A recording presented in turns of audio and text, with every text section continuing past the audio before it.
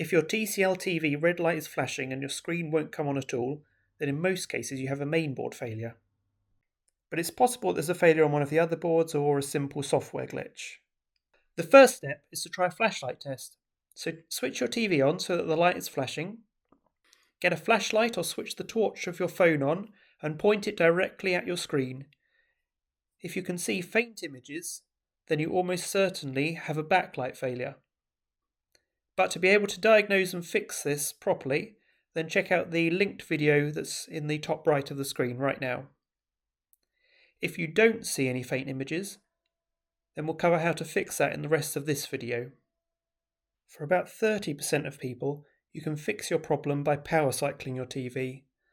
So to power cycle a TV, just make sure your TV is switched off, then unplug it from the wall. Hold down the physical power button on the TV for at least 15 seconds. Wait for at least 2 minutes for any residual power to drain from the TV's capacitors, and then plug your TV back in and try switching it on. If this doesn't fix your issue, then just try it a couple more times, because sometimes it doesn't work first time and it can take a few goes to kick in. In about 10% of cases, a fault within your household power supply, or more specifically within the surge protector or smart plug that your TV is plugged into, is the cause of the problem. So just try removing any surge protectors or smart plugs so that you've got a direct line to your wall socket. You can also try a different wall socket, and just make sure you have a look at the power cord going into the back of your TV and check that the port itself is not corroded or damaged. About 5% of users have got an HDMI problem. So this is either a faulty HDMI cable with a break in it, a damaged HDMI port with damaged or broken pins, or a poor HDMI connection between the cable and connector. So start by removing all HDMI and other cables apart from your power cable from your TV, then switch your TV on. If the problem's gone, then take a look at all of the HDMI and other cables. Check there's no damage to them.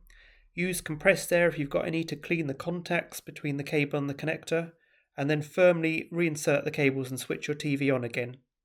If it hasn't fixed your problem, then try using a different HDMI input that's located elsewhere on your TV, as HDMI slots on a different part of your TV often have a different connection to your TV's mainboard. If your TV is now working, then you'll need to troubleshoot your HDMI cables and or the connected devices. If the earlier steps haven't helped, then you almost certainly have a failure on one of the internal boards in your TV. So the main boards in the TV are the timing control or T-con, the power board and the main board. And you'll also see some additional boards such as Wi-Fi modules and speakers.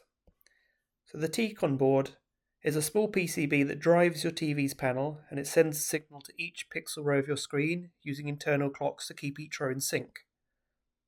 The main board is where you plug in your HDMI and other input-output connectors, and it does a lot of the logic of your TV. And the power board is where you plug in your power cable, and that converts the voltages to something that the TV can use. You're most likely to have a failure of the main board, but there's potential that it could be a failure on one of the other boards, or just a failure of the cables or the connections between them. So you're going to have to open up your TV to get to these. You should note that opening up your TV is potentially dangerous, so if you're not confident in your skills, then get a professional in. But this is very easy to do at home. So just make sure before opening up your TV, unplug it, hold down the power button for 15 seconds or so, and then just leave it for about half an hour just to make sure that all the power has drained from the internal capacitors and components. Once that's done, unscrew the screws around the bezel on the back of your TV and open up the case. You'll see the internal boards as in this picture, and the first step is just to simply check that all of the internal cables are tightly seated. So just unplug each of the cables in turn, give them a good clean, give the connectors a good clean, and then firmly reinsert them. The ribbon-like LVDS cables connecting your T-con to the panel have got a catch that needs to be flipped down to unlock them. None of the cables need any force to come out. If you're struggling to get one of the cables out, then look for a catch. Don't try and force them. Once you've cleaned all the cables and all of the connectors, plug them back in and then plug your TV back in, switch it back on again, and see if it works. If you've got no change, then you need to try and localize the problem to one of the internal boards. So it's easiest to start with the power board and disconnecting the cable linking the main board to the power board. If you unplug your TV, again wait for half an hour, let all the power drain out, then unplug this cable, plug your TV back in, and try your TV again.